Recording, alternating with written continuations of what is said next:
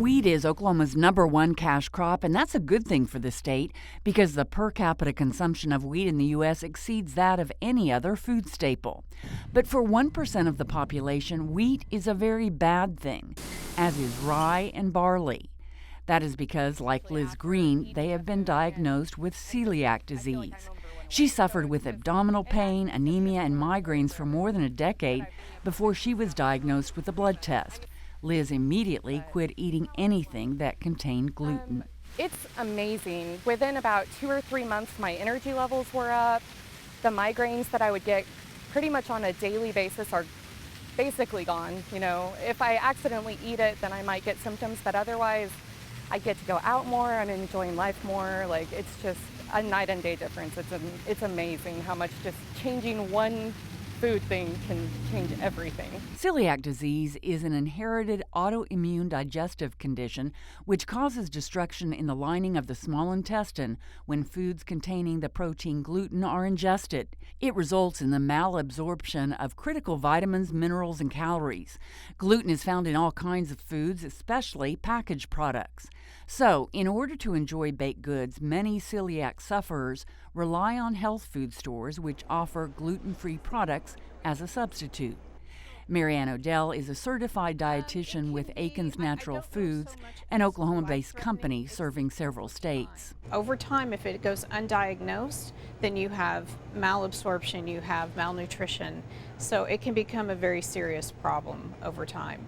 The beauty is, if you avoid gluten, you abstain from gluten, and your celiac's brew, you can completely reverse all of those symptoms.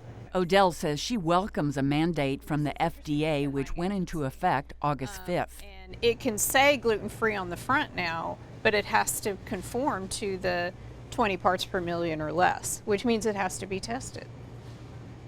You can't make that claim anymore without having the product checked to make sure that it is meeting the FDA's requirements. She says the requirement eliminates claims which say no gluten added.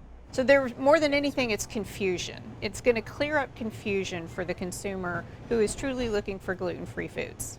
Liz says the new requirement will make grocery shopping much easier.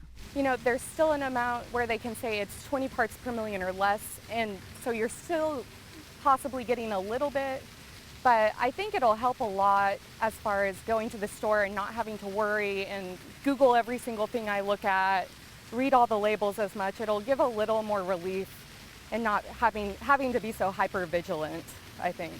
Only 1% of the population has celiac disease, but according to NPD, a market research firm that tracks eating trends, 11% of households follow a gluten-free diet. I do think that there are a lot of people who might be slightly sensitive, not celiac, but slightly sensitive to gluten, and they may feel better on a gluten-free diet.